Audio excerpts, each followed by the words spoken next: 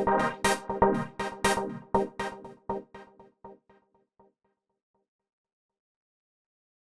that you've set it up that way, good afternoon, everyone. I'm Sadat Shami. It's a pleasure to speak to you today. Thanks for the invitation.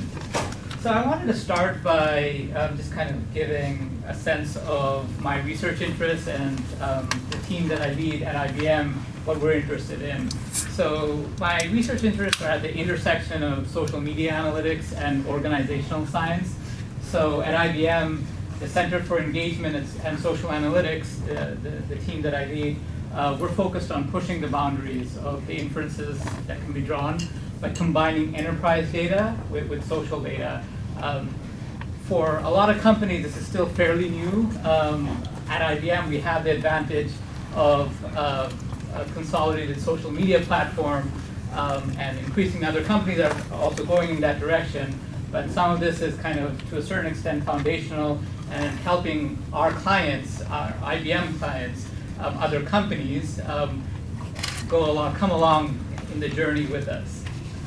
So, for better or worse, most of us spend the majority of our day at work, and night. and night, indeed. Sorry. So, overall, my research objective is to try to improve the employee experience. So we spend all this time at work. How can we find ways to make that better for IBMers to start with, and then use that to apply to other companies, and so that we can kind of essentially transform culture of not only at IBM but for all other companies, make the employee experience better. And as you all know, talent or people in a company, that's the best competitive advantage.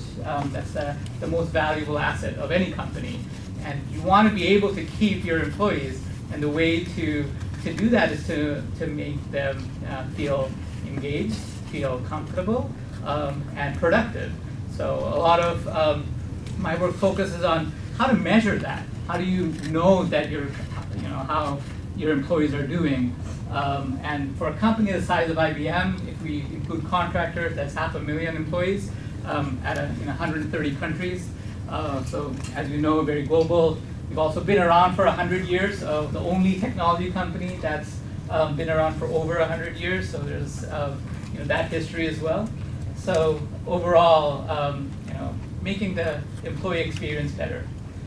And one way to do that is to actually take advantage of what employees are kind of sharing organically. And if you're interested, I'll be today actually talking about 3 studies that we've done. All of them are published, available at, as Vivek mentioned, I kind of hang out in the CSCW and CHI communities. So they're published at CHI or CSCW. This particular paper, which I'll talk about, was published last year at CSCW. So traditionally, the way that companies, or actually any type of organization, tries to get feedback on how things are going is through a survey. And surveys have their advantages. They're, you can get a lot of feedback from many employees, kind of, let's say, at the same time. But as we know, surveys also have, like any research instrument, there's disadvantages as well. They take time to develop. They take time to deploy. And then you have to wait for people to answer. And then you analyze it, and then you communicate the results. And nowadays, in the era of Twitter and Facebook and this real-time social environment that we live in, a lot of times, in a company setting, if people are having issues with a particular aspect of the company, by the time you run a survey, you analyze the results and communicate it, and people may have already left. The issues that are affecting them, if they have not been addressed, then they're disengaged, and that's affecting their productivity, their happiness, well-being, and they're checked out. So we feel that social media can be used to augment employee surveys to get a more real-time understanding of the employee experience.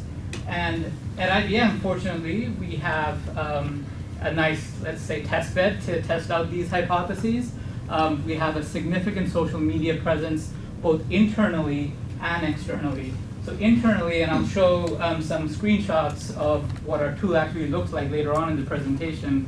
But since about 2004, pretty much the time that Facebook started, IBM has had a internal social media platform. It's called IBM Connections, and actually for companies, it is the again, a little bit of self-advertising here.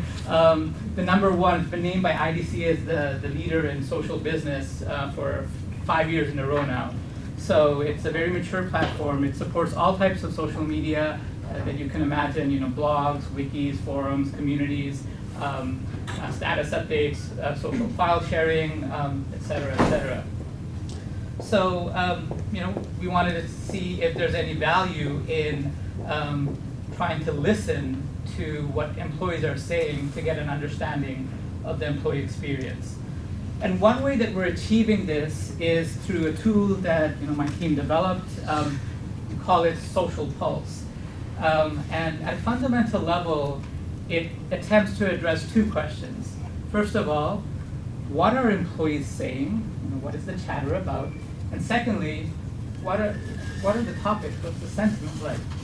So we look at only public content that is behind the firewall. In other words, any IBM employee has access to or can stumble upon. So we don't look at, certainly not email or instant messaging, or even at IBM, communities can be private as well, so we don't look at anything that's private. We also, and I'll talk about this later, have a really, let's say IBM legal or legally approved way of anonymizing content so that employees are comfortable with how the data is being used. One of the challenges, in fact, the biggest challenge we faced while developing this tool is balancing out employee privacy concerns not being perceived as Big Brother with the value of listening and being responsive to employees. And I'll be showing some examples of how this gets illustrated in real, through real examples. So there's some screenshots here in terms of the analytics we do. There's at IBM on a weekly basis. There's about 75,000 social media posts. So again, it's a fairly large number of posts, not to the scale of Twitter or Facebook, but still large enough that you do need visualization and analytics to make sense of it. The two data sources that we have primarily are our internal, as I mentioned, IBM Connections social media platform. So in blogs, communities, forums, status updates, unstructured content. And we also have IBMers who have opted in to have their tweets mined. So it's opt-in by default. So we're not going to Twitter and it's a way. There are ways to find out who are IBMers and just grab their content, but we're not doing that. We're again, it's the opt-in, getting their consent to be able to analyze the content. And here's where I talk about how we're ensuring privacy. So on one level, in the social media platform, content is tied to identity. So in other words, anyone can view what is being said because it's tied to the individual employee. They can look at that person's manager, where they sit, and so on. The challenge or the issue is when you do analytics on, again, 75,000 posts per week, what you want to do to be able to ensure that employees aren't being perceived as, IBM is doing surveillance on me, is to give them a sense of comfort that, first of all, the data won't be used against them in any negative way. So partly this is, before we even get to technology, this is about creating a culture of trust. Creating a culture of trust where employees are comfortable not only sharing what's working well, but also what could be improved. Because we know there's always room for improvement. So there should not be any perceptions of negative repercussions if you are complaining about something that is happening, right? So even though potentially anyone can stumble upon that content because it's public, but when we analyze it to be able to gather insights, it's anonymized in a way that allows us to join, let's say, a given employee, strip away their identity information, but still connect it to their demographics. And we do that using what's called the MD5 encryption mechanism.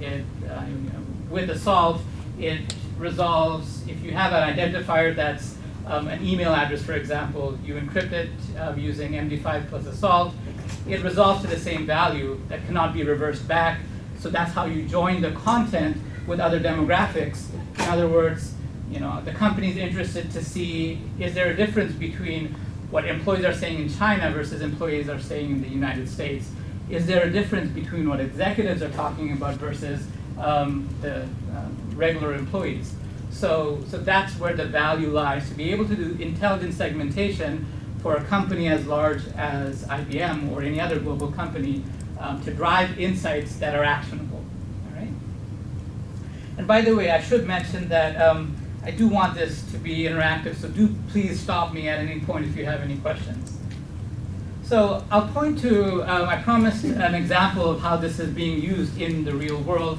I'll point to this recent example that was also covered externally in the press about how an employee at IBM used our connections platform to write a petition about IBM for a variety of reasons, primarily around safety and lack of insurance in using ride-sharing services like Uber and Lyft, not in the US, but in other companies, banned reimbursing that type of ride-sharing.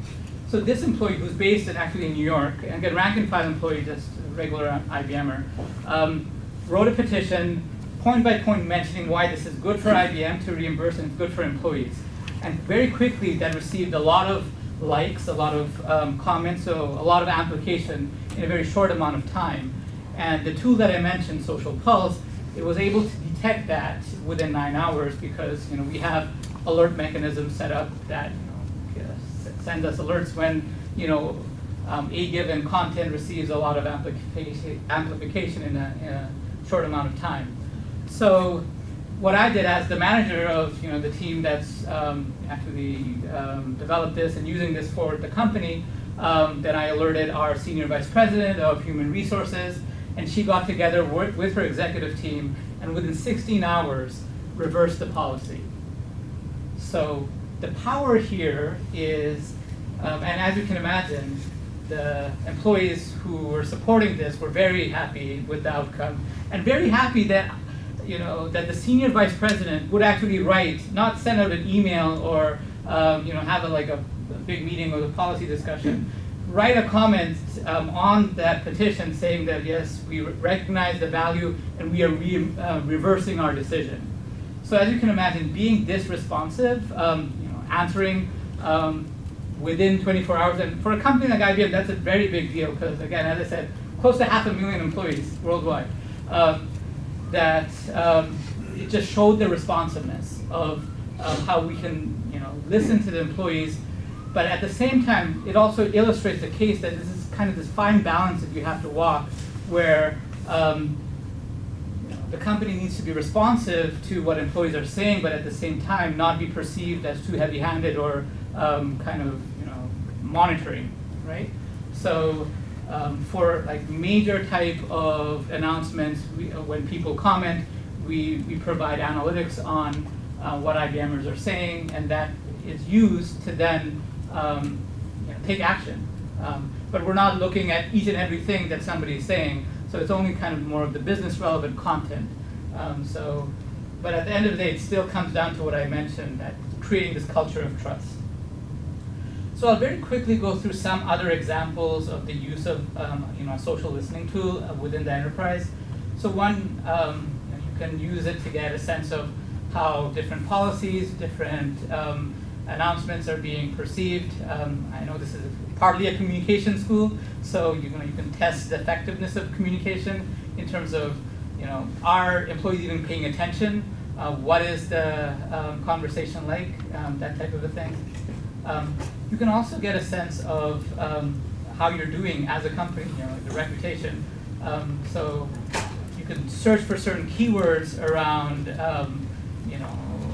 career advancement, learning, recognition, benefits, etc. And you can kind of combine that to the more demographic data that is captured through a traditional HR database, and see again which segments are, whatever announcement or benefit that you've rolled out, where is it resonating, and where does it need more action or outreach? And again, kind of related to, I brought all the comms examples today. For a company like IBM, we have 16 business units, and as you can imagine, sometimes the brand communication, so in other words, how even rank and file IBMers are talking about our different products and services can vary. So we want to be able to make sure there's a consistent brand image that's being portrayed outside. And one way to do that actually is to look at how it is being done inside and do any corrections that's necessary. So I've kind of talked about some of the positives. One of the challenges, as you can imagine, social media participation varies by job role, and that's not surprising necessarily. There are certain job roles that are more active in social media. Kind of sometimes is related to their job, or sometimes not. But there is a difference.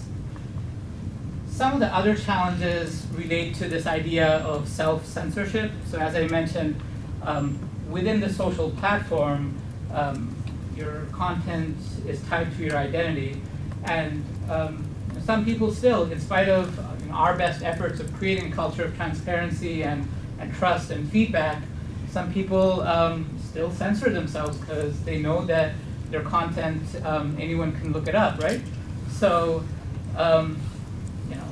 the way that I kind of address this point is, even before social, even before digital, in a face-to-face setting like that, when let's say a company leader, manager, whatever would get together with his or her employees, there would still be people who would kind of hesitate to express themselves unless they know what's going to happen afterwards, right? So it again comes down to this point. I guess I'm sounding like a broken record right now, but it does come down to this idea of trust and creating that culture of trust.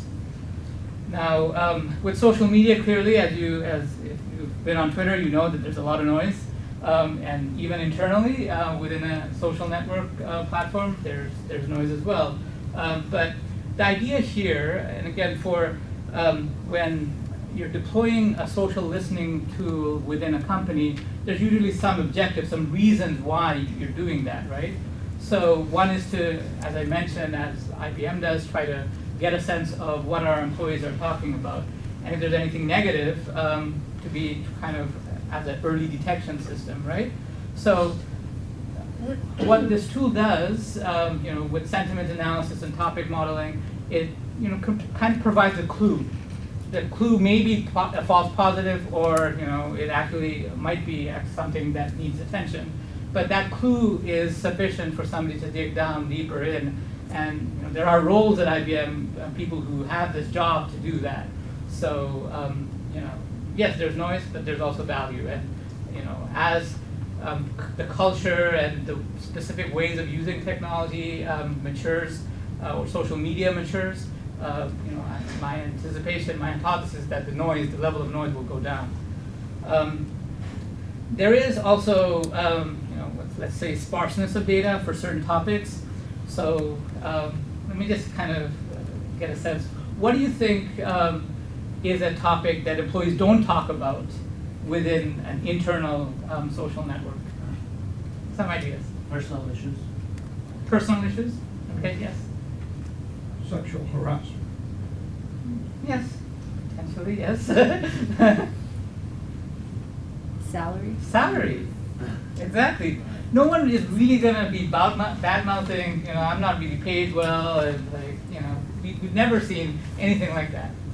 There's another aspect that we've seen very little social chatter about. Any ideas? Manager. No one talks about their manager. In a negative way, certainly, but maybe sometimes even in a positive way. It's like, yeah, those are kind of off-bounds. And I don't know, I know certainly here, there's graduate students and their advisors. I don't know how much you guys talk about your advisors publicly on Facebook. Maybe you have your settings private, but on a public social platform, we don't see that. So there is for certain topics, there is sparseness of data. Yes, personal issues, rarely people talk about sexual harassment. Yes, people are cautious about kind of exposing other people. But yeah, what, in terms of what sometimes an organization wants to redefine about the employee experience, to address some of those issues, if it's not being talked about a lot in social media, you should still rely on surveys. As I said, this is not something to replace surveys. We're not there yet in terms of maturity, but this can augment surveys, and there still is a lot of value for surveys still.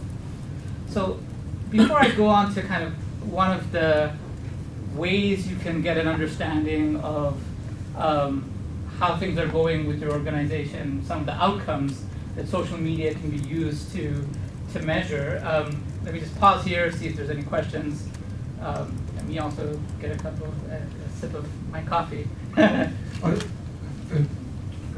To ask again about the sparseness of data issue, okay, you can get a lot of data in general worldwide. What happens when you look at smaller, geographic units or local units? Can you actually use this kind of tool for smaller ones? Is there enough data in there? Yes.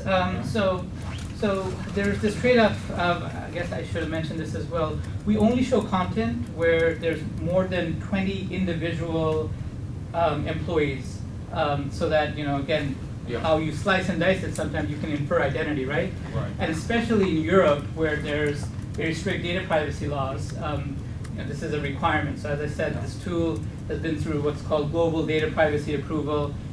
In all the countries that IBM does business, it complies with the data legislation, for data privacy legislation in those countries. So after that, again, within certain topics, there may not be enough data. But for, as I said, sometimes our main focus is on major announcements, right? So every quarter, the CEO, IBM CEO Jeannie Rometty, she has a blog where she posts her video of how things are going, and there's usually about 2,000, 3,000 comments from employees, right? So there are certain countries where we just have very few employees to begin with, right? So in Bermuda, I think we have like 10 employees. So so a lot of content from, well, Bermuda doesn't have very strong data privacy legislation, so we can get all of the content. But for a country in Europe, like Luxembourg, for example, in all likelihood, if there's not enough people contributing, we won't necessarily be able to get that data. So that is also that, going that extra mile to ensure that employees are comfortable that, this is not kind of a monitoring tool, right? Can I ask, in addition to the Uber case, I think the people talking about the policy, which is pretty easy, right? And don't worry about the personal kind of issue. I'm just wondering how actually detail-oriented of those chat, because when you talk about the issue or rules or policies, it's okay, but once you try to use examples to illustrate what you really mean, that reveal a lot of contextual information. People would be probably concerned. Somebody would come back. I just like to have one or two examples you can share, like how this chat really talking about. So you mean examples about how, let's say, listening to employee social media helps with addressing employee concerns? Yes. Right. So there are certain examples that I can't talk about because of confidentiality. The Uber example kind of gives you kind of a sense of, maybe, the value of listening and having an early detection system. At a general level, what I can tell you is, in the spirit of having a more transparent culture where any employee can, critique the CEO and has done. The CEO, if you're paying attention to the stock market, IBM isn't doing that well. So internally, there's a lot of conversation that happens where, it's this kind of way to break down boundaries, right? So in a global company like IBM, again, 130 countries, we don't get this opportunity to meet face to face a lot of times. So this is our kind of way of coming together to create a one IBM culture where you're talking very transparently about what can be improved, right? So there's a lot of, let me just say, there's a lot of conversation that critiques things that are happening in IBM, and the company also, in response, like senior leaders then have to try to respond, right? And when they respond, they're kind of like, yeah, there's this trade-off that has to happen, right? We can't, we're not as small as some startups that can give free food to everyone or free massages to our 500,000 employees, right? So this is the reality, but sometimes being able to have those open communication channels and a platform for employees to be themselves. What are the adoption rates? Is like everybody start to jump onto use it, or actually only several? Year to year, we've seen, and you'll see in some of the examples that I'll show later on, it's been increasing. So when we first started this, we had about 35,000 social media posts per week. Now it's doubled, right?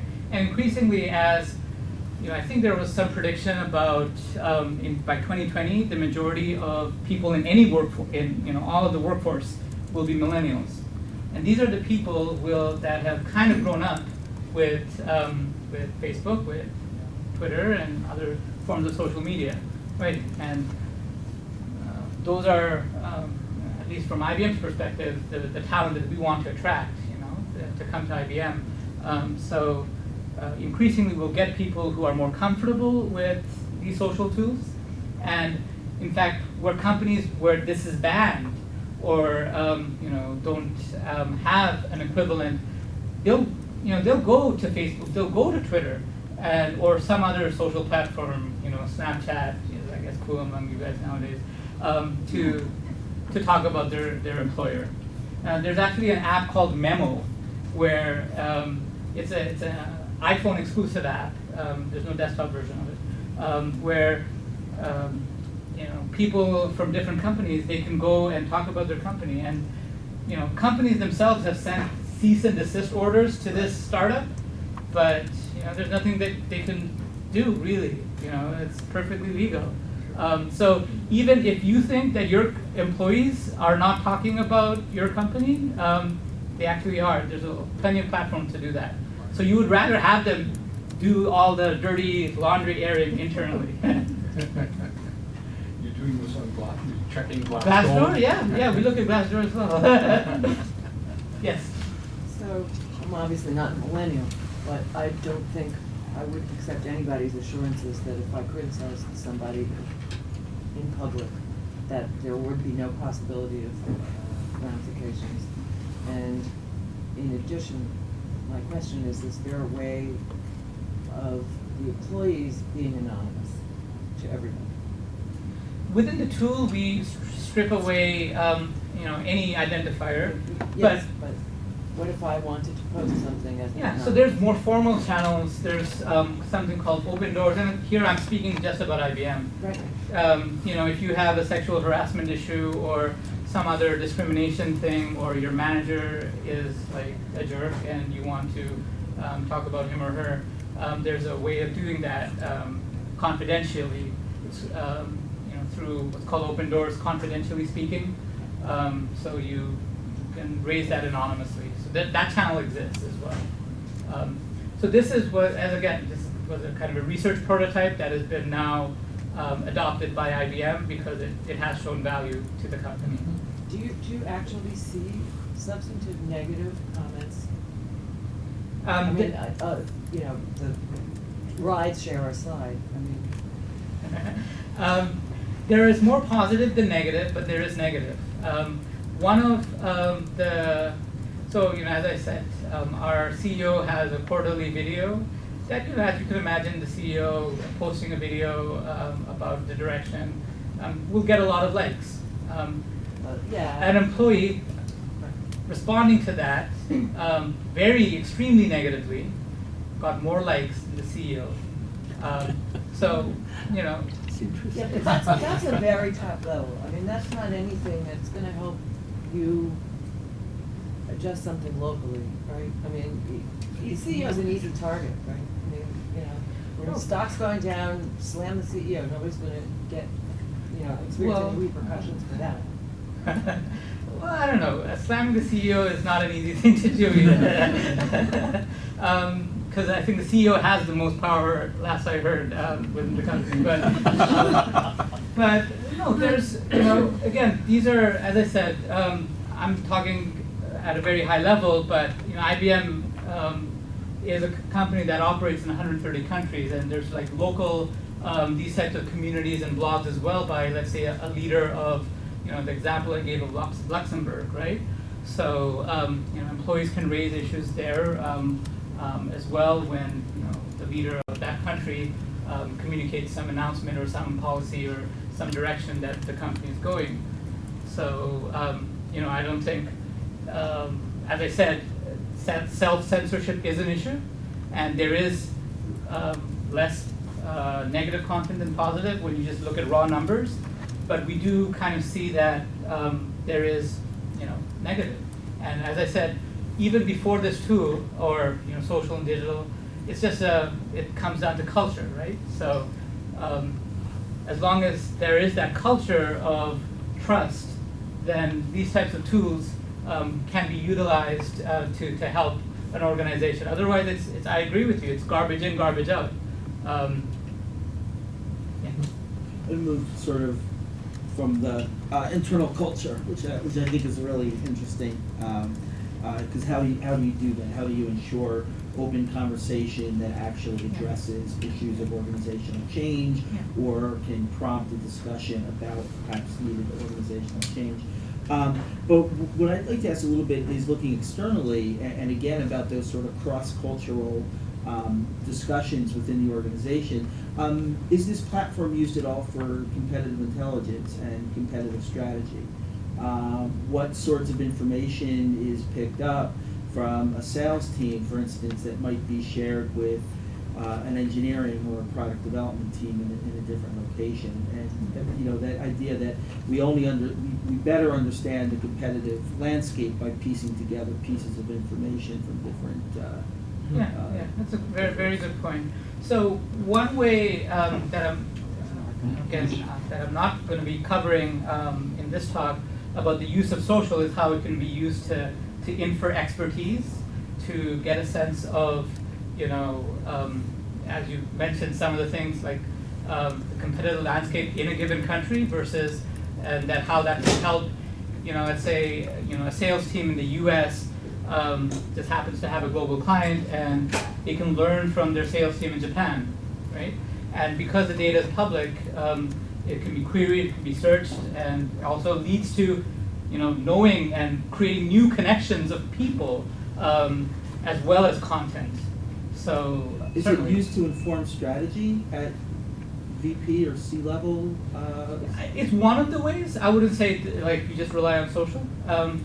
But certainly the experiences that a lot of people write in their blogs about how this went, how this client call went, how this meeting with this, what are the lessons learned. Here's a a blog post about that. So yes, certainly there's a lot of that's why social media internally is very different than the content of social media externally, as in like Facebook and Twitter, right? So internally there's a lot more work-focused content that can be mined for a variety of purposes, including the example you gave, but also just to get a better understanding, knowledge sharing, expertise location, those types of applications.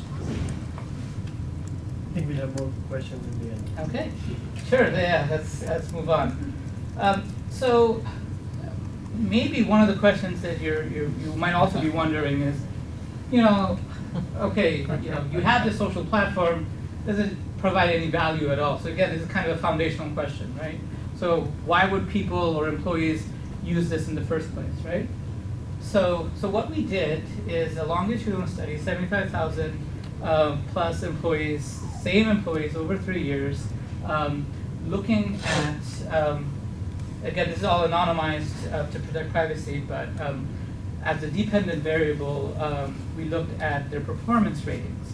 So at the end of the year, like other companies, each employee gets rated, and there's actual significance to that rating because it's used in promotion decisions, it's used in salary decisions, and so this is on a kind of an ordinal scale of top contributor, above average, average, and needs improvement, right?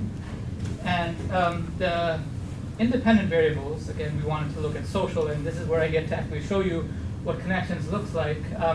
So this is IBM Connections, and when somebody clicks on apps, it shows all the different apps that are available, blogs, social bookmarking, social file sharing, forums, wikis, communities, etc. Somebody can write a status update, and others can comment on that. So you've seen all of this before in other platforms. Nothing really new here, except for just how the user interface is laid out. And on the side, you see the organizational structure as well. So one of our independent variables was status updates, and this is how it would look like. And over time, so this was done starting 2010, 2011, 2012, gradual increase in the number of status updates. This is what a community would look like, and the community has forums, it has wikis, calendars, etc. And what we looked at is the discussion forums, again, the unstructured text within a given community. And this was another independent variable in terms of the number of posts.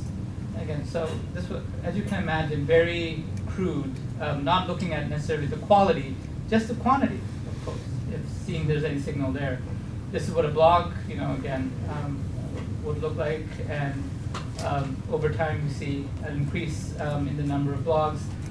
Now, I should mention the number of blog posts are actually order of magnitude less than the status updates. So what we controlled for, tenure, how long somebody's been at the company, their job, because different people have different jobs, and for some people social media may be useful, for some it may not. But irrespective of that, does it make a difference? We also controlled for whether somebody had a manager responsibility, and also their age. So making sure that it's not just more of the younger folks, but also like across a broad spectrum.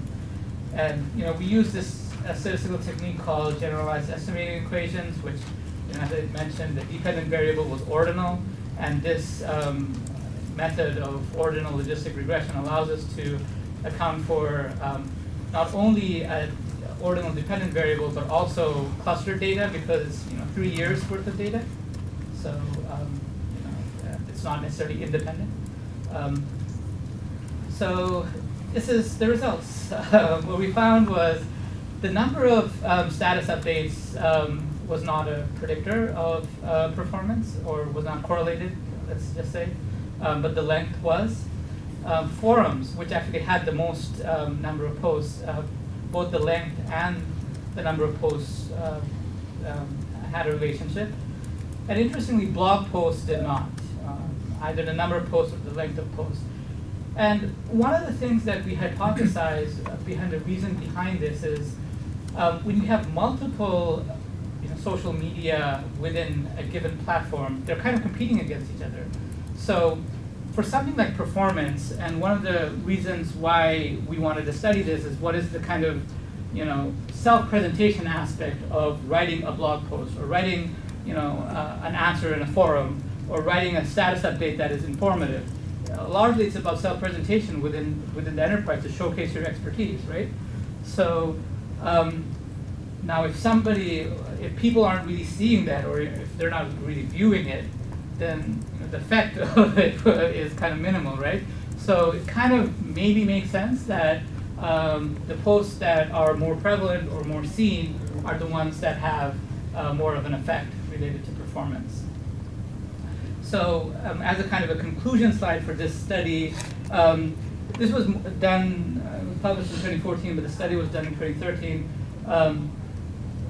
What we wanted to kind of, and even now, there are companies that ban social media at work.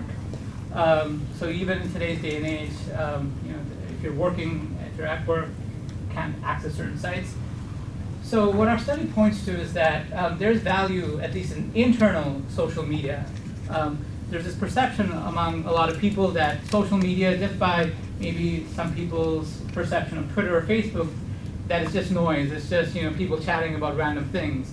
But what we found in an enterprise of the scale of IBM with 400,000 employees, that it provides value, that there's a relationship with performance, and that it has other tangential benefits as well, related to connections being created, knowledge sharing and expertise, and collaboration. So at least at IBM, we don't feel social media use is harmful. And as I mentioned, you see like the differences between different types of social media. Some were found to be have an effect, and some weren't. So when people say social media, that could be so many things, right? So social media is not monolithic. You know, different types of social media may have different types of effects. And clearly there's more study that needs to be done, ideally at other companies besides IBM, to see how much of this translates into more you know, replicatable findings. All right. Yeah. Yeah, your results are really quite interesting, I think. It seems like of the three types that you looked at, the community forum is likely to be organized around job type or something like that, right? Shared interest, okay, and, broadly, yes. So one might say that if the social media is such that it concentrates on the job type, right? Yeah. Then Yeah. it's likely to help Yes. or something. Yeah.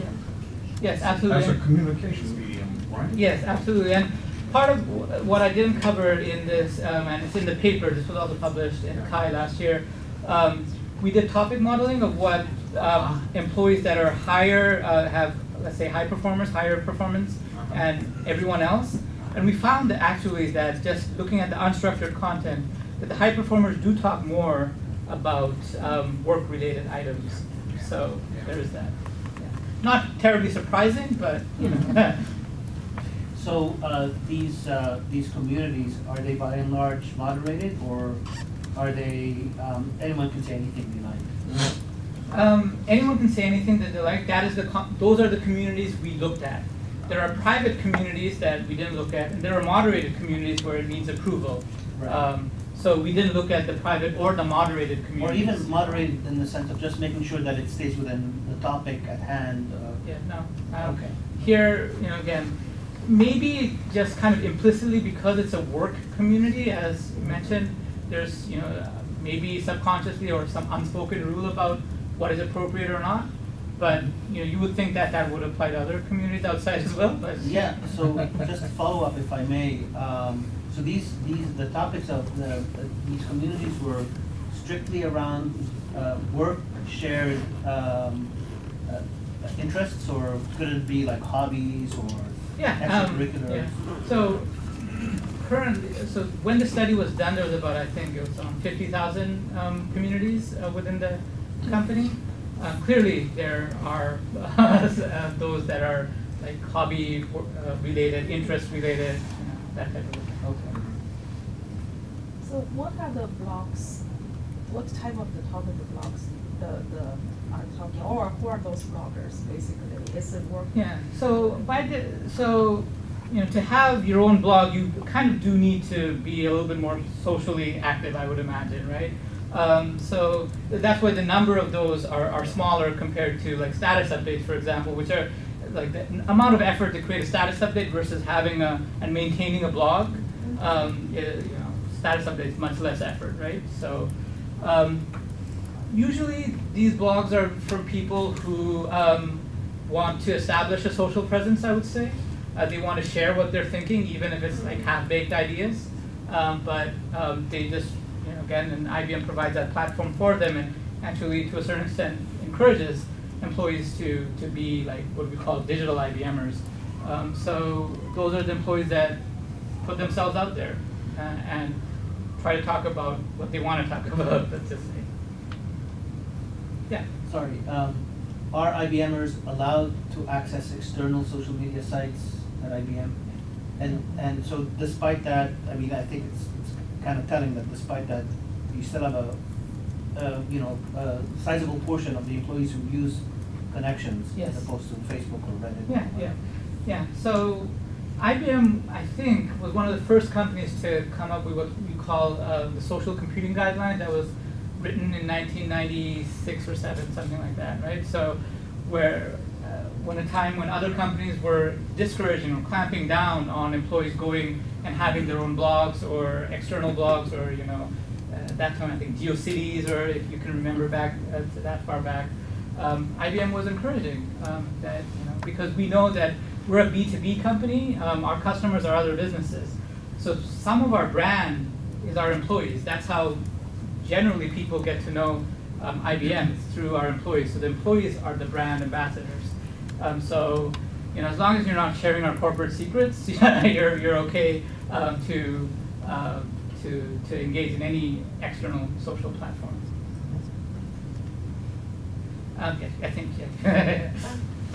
I guess this is more of a qualitative question, but I'm wondering if there were, or if you sense any employee perception that this was having a significant benefit on their performance and by participating in this social media.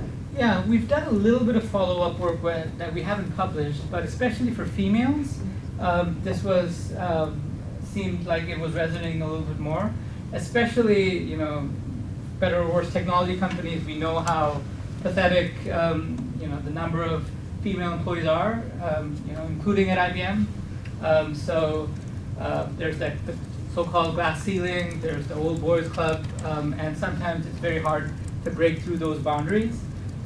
So what we've heard is that putting your expertise out there through social brings that level of exposure and eminence that would not have been possible. You wouldn't be able to influence as many IBMers. You can't call them up. You can't. You don't have a face-to-face audience. So this is a way. This is a platform that we found, especially for females, that was useful to showcase their expertise. So before this social connection, IBM connection, what the other communication channels did you guys use it? Yeah, so before Connections, there was, let's say, early versions of Connections. IBM being a technology company, people, experimented with a blogging platform, right? Or a version of Twitter or microblogging, right? So before, and some of those were actually research prototypes. So before, this is the official, Connections is now the official product. So there were lessons we learned from those research prototypes that were built in or brought in. But it was this kind of like being a technology company, a lot of experimentation, and employees kind of on a volunteer basis would use them or not. Nobody's like really encouraged to. So, but yeah, before like social, there was instant messaging, same time, email. I guess so. This particular study was looking at employees who use social media. So this was looking at how much their social media use impacted their performance. But what about the employees who aren't using the social media platform? Did you look at their performance numbers and how that compares? Yeah, so that's a good point. So what we wanted to do is see if, this was, you can't really do a controlled experiment in an organizational setting. So given, let's say, a naturally occurring phenomena, does it help? And we found that correlation, but yeah, there's no real kind of strong way to do that comparison with a control group, right? So. Yeah, so just getting back to the connection between the quantity of, let's say, forum posts and the employee rating, right? When you say, I mean, the implication you seem to be drawing is that somehow the posting is correlated with good work. Although when you spoke to this young woman, you basically said instead that it seems to be correlated with self-promotion, which is really not the same thing as being a good employee. Yeah, so there's, I guess I should have been a little bit more clear. What we see is a relationship, and it could be, we don't know the direction, right? So it could be that these high performers, they themselves, just by the nature of their personality or whatever, are, early adopters of different technology. Regardless of what they use, they may just be high performers. So a relationship exists. Whether that's causal, there's no real strong way for us to establish. So we're trying to hypothesize why this relationship might exist, and that would be one way that we kind of hypothesize it. It's because of this notion of self-presentation and putting out your expertise, which others have actually said is one of the affordances of social media. Right, I don't see anything wrong with that, but if it affects your ratings because you're blowing your own horn, I'm not sure that really tells you anything about the way the company is run, if you follow me. Yeah, I wouldn't say you're blowing your own horn necessarily. Well, I'm exaggerating. Yeah. For the sake of making it.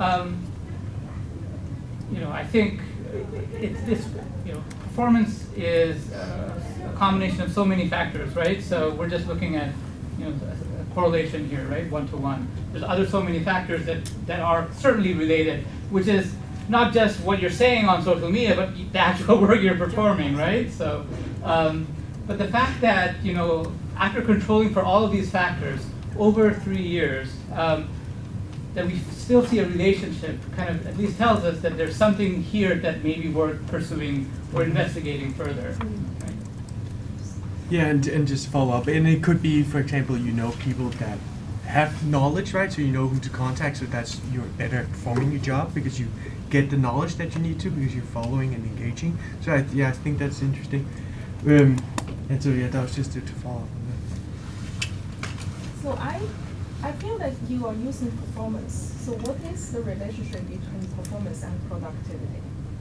And from the company's perspective, the productivity, I think you must be also known about MIT, Eric Erickson's kind of paradox of computer age and productivity, right? And so how you actually, I think that you avoid to see productivity improvement, right? And then so how do you see this? Yeah. So one could say, the performance rating that you, as an individual employee, are receiving at the end of the day by your manager and peer managers. So that's kind of how it's not just the manager gives the performance at IBM. I guess might as well expand on this. How the performance rating is measured. Your manager, your immediate manager gives an initial rating, and then there's a discussion that happens with the peer managers and the second line manager to the final. So within this, let's say, consensus group of managers, they give you a rating in terms of, which is, I would kind of consider it to be a reflection of your productivity, performance. So whether what you would think is that translates, to corporate productivity in the long run, but that's not something we looked at. So the analysis was more at the individual level as opposed to, let's say, some type of aggregate level notion of the company doing better in some metric, either stock price or more sales or something like that. Yeah. Is Connections proprietary to IBM, or do you guys We sell that to other companies? It is, as I said, one of the leading platforms for social business. So there are installations at other companies as well. Like I think AT&T, just because of its large employee population, has the largest installation of IBM Connections. Yeah. Well, are there any incentives or motivational triggers for participation in internal social media? When we did this study, there wasn't. So that's why this we feel is an interesting finding, because irrespective of like management ordering you, go and use social media and so on, we find this effect. Since then, there has been encouragement of employees that maybe this study had something to do with it, I don't know. But that IBM, in order to be what we call a social business, you kind of have to eat your own cooking. So employees are encouraged to be active and use the Connections platform for collaboration, for knowledge sharing, for productivity. Do you have plans to look at the quality of posts, not just the quantity of posts? Yes, so that's an excellent question. There's so many things we could look at, and certainly that's one on the list. The fact that, again, as I said, a very crude measure, like just the number of posts, was shown to have an effect, shows that there's some signal there, right? So now, how you determine quality by itself is a research question, and at scale, what is good quality content is something that needs to have a consensus on, right? So. Well, one easy way to look at it would be to look at the number of likes. You said there are likes for even the comments to a blog post. Yeah. So you could just count the number of likes per individual post. Yeah, and there's I guess some things that kind of confound number of likes as well, because if you have a large network, people will probably see your content more. If you are higher in the organization, maybe if you're a vice president or something like that, just by the nature of that position, you may get more of the brown nosers just kind of liking your content. So there's some confounds, and that's why quality is. Be happy to hear other people's thoughts on how to measure quality of social media. I know there's work on it, and happy to hear more thoughts on that. Lastly, at the same time, what your findings suggest is that the more productive workers are using channels that gets more visibility. So they may be picking a channel that is more productive for themselves, given their limited time and resource. They are probably investing themselves in a channel that gets more visibility and probably more likes, even though their social network might be small. If they post on this community forum, it gets read by a lot more people who are not necessarily in my immediate social circle. So that gets probably that's probably a productivity decision at the same time, in addition to just thinking, it's not just posting on social media. It's a matter of deciding which channel is the more productive. Absolutely. I think channel choice is an important one, which we didn't study, but is absolutely an important consideration. Given limited amount of attention, what best amplifies my reputation, my other people knowing me type of a thing. So. All right. So moving on to the final kind of outcome that we looked at, and this is also the final segment of the talk. So there's this idea of employee engagement, and no talk on work would be complete without a Dilbert cartoon. So here, Dilbert's boss is asking, before I make a decision, I'd like to ask for your opinions. And apparently it makes you more quote-unquote engaged. And Dilbert asks, are you actually planning to do anything with the data? And his boss says that I thought asking was enough. So this kind of illustrates that, a lot of what sometimes people think is, just getting the feedback addresses the issue. That's only the first step. What matters is the actions that you'll take. That's the most important part. So if you are collecting feedback from a given population, let's just say employees, and you're not doing anything, that will gradually decrease the participation rates for the next survey that you're going to run. Because employees will just see, you're not doing anything, why should I even bother?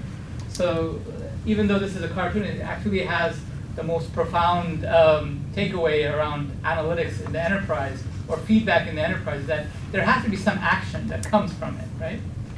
So even though Dilbert's boss used air quotes for engaged, we do have a formal definition what we mean by employee engagement. And this is not, engagement itself is such an overloaded term that it's very useful to clarify what we mean by engagement. So it's basically this idea of going the extra mile, applying discretionary effort towards organizational goals. And as you can imagine, companies are very interested in this idea because it's been found to show relationships with productivity, with increased revenue, and other positive benefits. So traditionally, again, people or other companies, the way to measure employee engagement has been through a survey, right? So there's a bunch of questions that are asked, and then you get a rating in terms of how much of the employee population is engaged.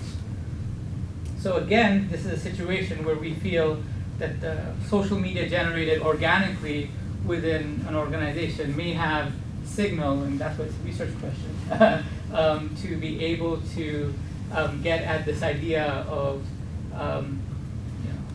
how much employees are willing to go the extra mile.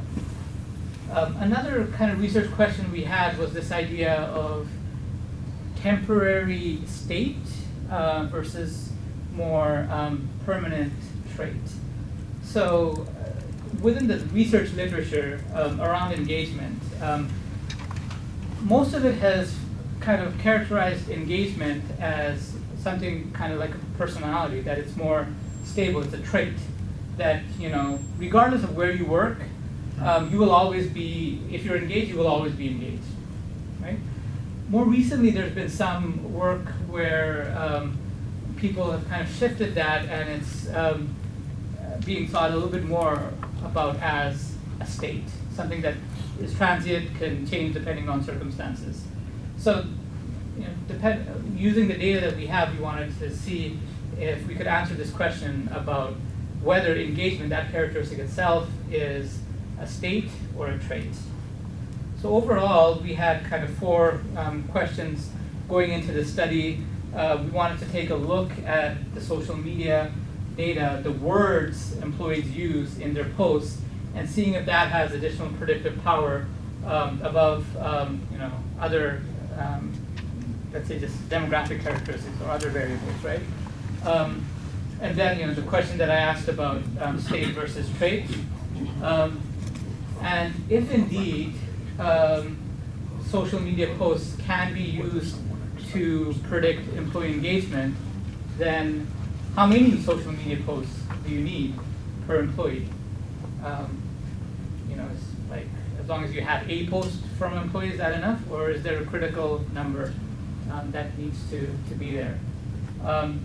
And some of you may know there's these kind of language dictionaries. Some of you may be familiar with Luke, Linguistic Inquiry and Word Count.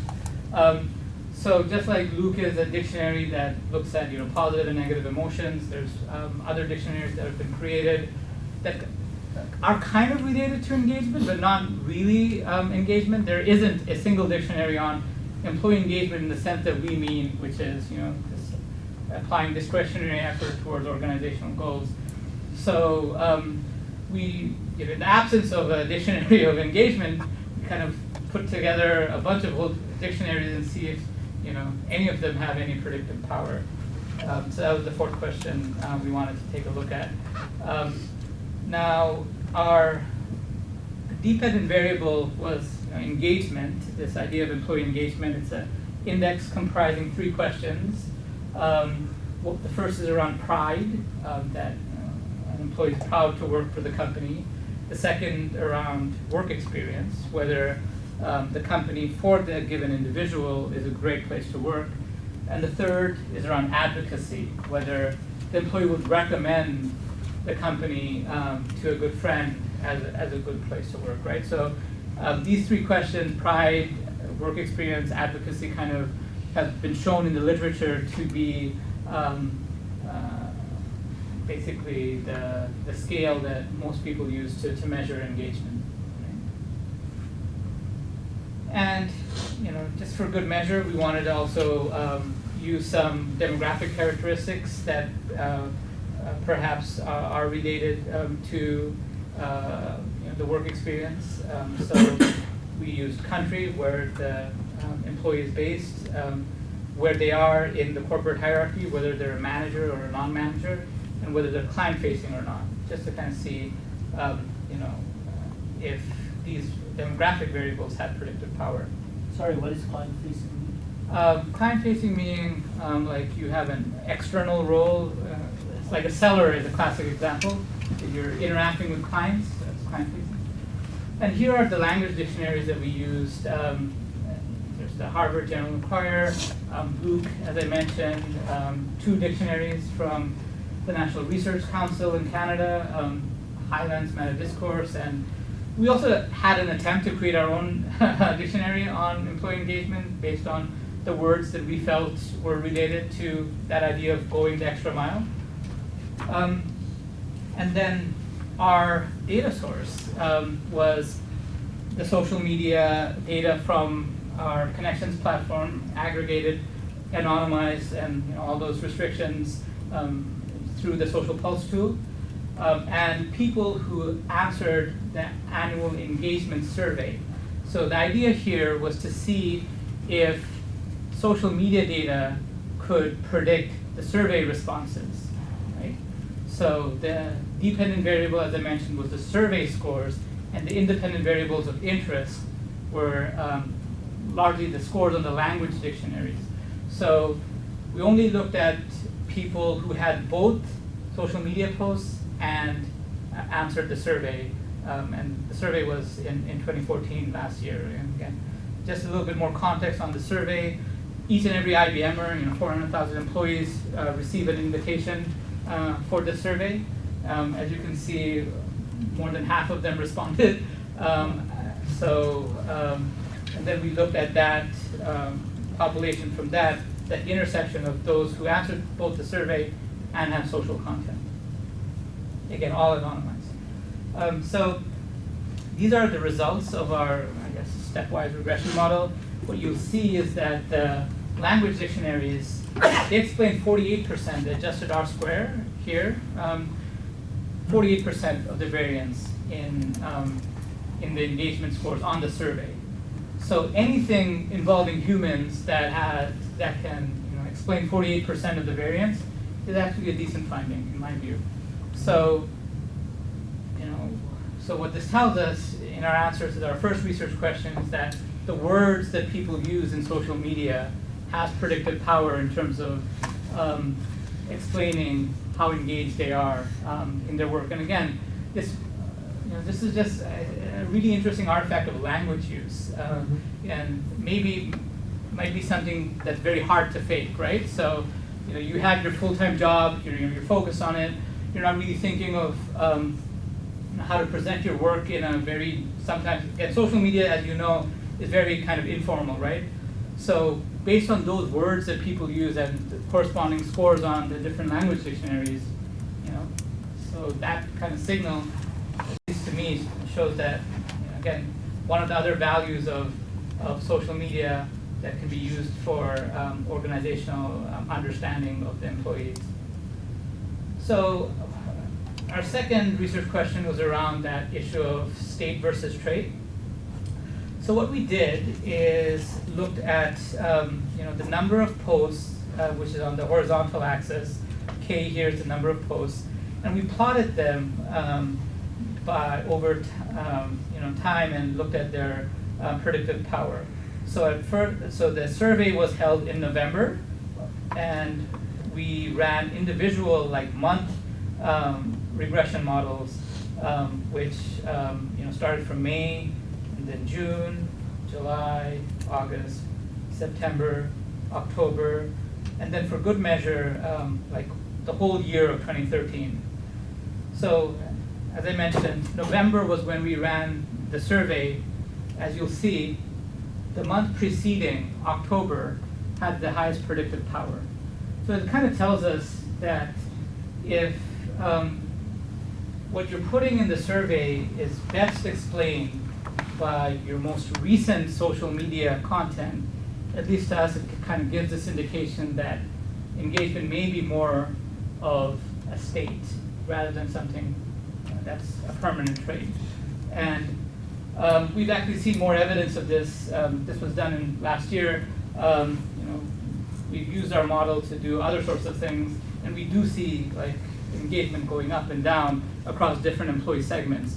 And you would expect that, I would hope. I think this is kind of intuitive, that there are certain things that affect you, and you become motivated, and sometimes there's certain things that distract, and then your motivation goes down or your engagement goes down. I recall when I was a grad student, when my paper got accepted, yay, engagement up, gonna get through the PhD, and then another instance when you get back reviews, usually from Chi or CCW that aren't going well, it affects you, right? So maybe I don't think those experiences are comparable, but when you're in the workplace as well, there are these different experiences that may be kind of contributing to this ebb and flow of engagement. So at least our data indicates that engagement may be more of a state than a trait. And if you look at the horizontal axis, we also kind of see there's this kind of, the highest predictive power was at, number of posts was 15, K greater than equal to 15. So to answer that question, seems like you need at least 15 posts per employee to get a reliable sense of their engagement. So about that last point, I would say yes, you need at least 15. If after 15 everything was flat, but there's in a lot of these there's falling predictivity or adjusted R-squared scores, right? How do you explain that? So if 15 is a lucky number, I guess, which at least in this chart kind of shows that. But these are kind of cutoffs, right? So it's greater than 15, right? So at the minimum, how many you need, right? So if you have more, then maybe it's still okay. But less than 15 is what you should be more. That doesn't provide much value. As accumulated. Yes. So it's greater than equal to 15, right? So at least 15, kind of an idea. Actually, I had a similar question about the recency. If it was really about recency, then the second best predictor should have been the month before and so on, but it's pretty much jumbled up. So we've done some follow-up on this as well, that, again, just to kind of verify that this is actually true. And we've seen this recency affected again and again.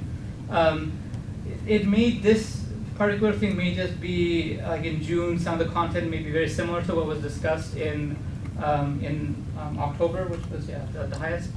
So, but again and again, in other studies we've done, it seems like, there is this kind of, the more recent content is the most predictive.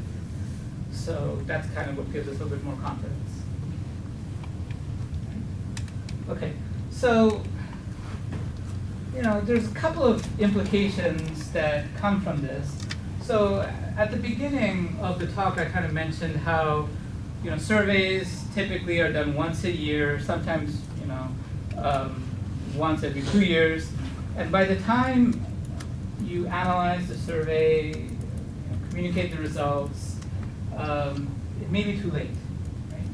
So we see here that at least for predicting issues affecting employee experience, this idea of employee engagement, that there is signal in social media, the words people use.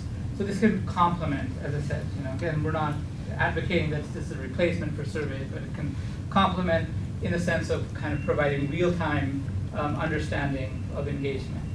But one thing we mentioned, the 15 posts, but in order to get 15 posts per employee, the number of employees that you can actually analyze shrinks as well, because not everyone has 15 employees, right? So there's that trade-off between number of people that are active versus how representative this is of the entire population. So clearly, as more people become active on social, this will improve, but there is that limitation and trade-off. I guess I come back to this again and again. Foster a culture of trust, right? So maybe IBM's done somewhat of a decent job. That's why the social signal, the content people are putting out there has some predictive power. But if the company that you work in doesn't have this culture of trust, garbage in, garbage out. These tools, these analytics are only as good as what people decide to share. Right? So there's also kind of being a technology company, there's some tool implications as well. You can have dashboards that kind of show in real time how engagement is going. You could segment it by different geographies, business units, job roles, etc. And that could be used for various decision making as well. So this is my last slide. Some of the next steps that we have, as I mentioned, there's no real dictionary of employee engagement. We tried with one, it didn't provide a whole lot of value, but maybe that's something we will continue on so that other companies can use this, or other organizations like a university might be able to use this. It may differ from a corporate setting to an academic setting, and that's where the beauty is. If there's words that are applicable in both contexts, but that's something worth pursuing. What we are currently doing, I mentioned we ran the survey last year in November. It's still November here, right? So we are in the process of running another employee survey for all of IBM. And before the survey was launched, it was November 2nd, we actually we built a machine learning model that we trained on the words that were predictive for 2014. And we made predictions on essentially unseen data, which is going to be the engagement survey that's happening right now. And we'll see how successful we are. So what I described was kind of, let's say, phase 0, seeing if there's any signal in social. And now the next step was to see if we could actually predict unseen data through a machine learning type of a model. With language, and as you all may know, being working in a global company, there's different uses of the English language itself, right? So something we haven't looked at is how even the use of English differs by country, by culture, as well as other uses of language. So there's certainly opportunities to investigate if there's cross-cultural differences with the language use and how that varies, and how much effect it has on any type of modeling exercise. So with that, I'll be happy to take more questions.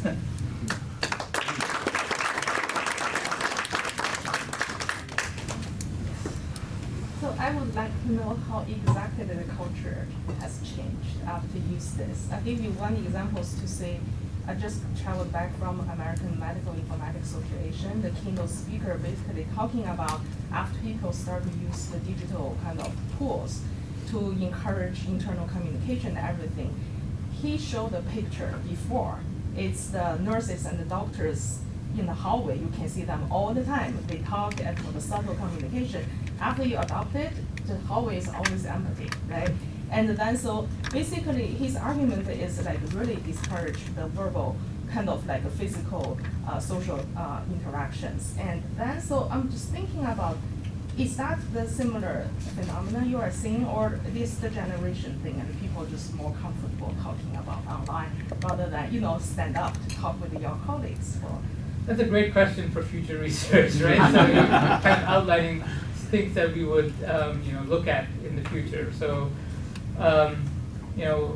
right now, I don't think every IBMer knows, but some people know that we're trying to use social analytics to understand the employee experience.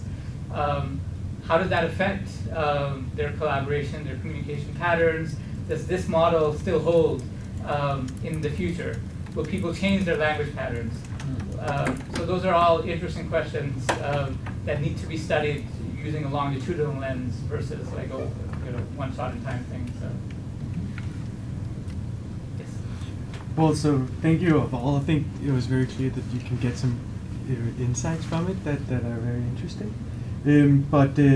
But I'm also thinking about because from where I'm sitting here, right, you're trying to develop some analytical tools that can be used by organizations to kind of get a sense of what's happening, right? And so, how far are you guys from that, from having external people using the enterprise tool to? It's a great question. So part of working in a technology company is everything we do, ultimately, we want to commercialize. So one of the things I love working at IBM is this internal test bed, right? If it works at IBM, the company, the size of IBM, with all the challenges we face, it'll all likelihood work for any type of other company. Once we validate something that it's working internally, and that's what clients always ask us, does it work at IBM? And to be able to provide a case study or some empirical data that this is how we've used it at IBM, this is how it's worked, always helps with the selling aspect of things. So at IBM, there's our global business services organization. There's part of our analytics organization called Smarter Workforce. So those are what we call our client-facing organizations. Those are sellers. They interact with other companies. So this is Social Pulse, the tool I talked about at the beginning, is on the timeline, the roadmap to become commercialized. We've talked. In fact, I was talking with Vivek. I had to step out of or rearrange our schedule because I was called into a meeting with JP Chase. They are interested in our social listening capabilities and how we've used it internally at IBM, and they're a big client of ours. That's kind of how IBM as a company works, and we try to commercialize everything that we've invested time and money in. Yes. Have you ever experienced any kind of foolish or dangerous or harmful social media posts that can damage the work performance or organizational culture? I'm asking this because in South Korea, there was a company which has similar internet social media service. And one of the most popular topic was unequal parking lot policy. The company employees must pay for the parking lot monthly while visitors use for free.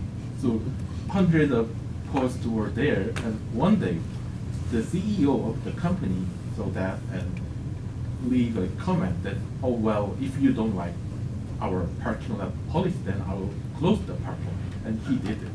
So it became a famous example of misuse of internet social media. So I'm wondering, does IBM have this kind of misuse? And if have, yes, then does IBM have any kind of managers or monitoring team that can handle this kind of things? Yeah, so certainly for a company the size of IBM, there are issues like that come up, and if like the issue of sexual harassment, for example, if somebody is publicly, catcalling, a female, let's just stereotype as a male going after a female, there's legal implications for that, right? So that there are people who are trained and have the authority to address that in the appropriate way. So another thing that I guess kind of, not necessarily what you were asking, but one thing we want to measure is this idea of, understanding how rumors spread, for example, or in general how content spreads, right? So if something that is negative is posted, how much amplification does that, can we predict how much it'll spread? What are the kind of ways that it might spread? And on the flip side as well, something positive. So this idea of contagion, which I know Facebook studied perhaps kind of infamously with their emotion manipulation, but more in an ethical way would be something that we could take a look into. Sure. So last question, and there'll be an open hour roundtable. So graduate students are scheduled, anybody else can also stay there. Yeah. Yeah, so just real quick, I mean, you talked about contagion and emotion, is obviously, I think, a huge component for motivation as well. Have you guys looked at the affective components of this in any sort of research way, other than just the general sentiment analysis, positive, negative? Not yet. It's in the process. But, we have something related that's in submission right now at Kai, but yeah. As I said, there's a lot of white space here, and I have a very small team, and like my team is what I call kind of an applied research team. So there's also the day-to-day part of our jobs, providing business insights to senior leaders that takes time, not just research. So yeah, it's on the list, and maybe there's opportunities to collaborate with some of you guys as well, but because we can't do it all, that's for sure. I think that's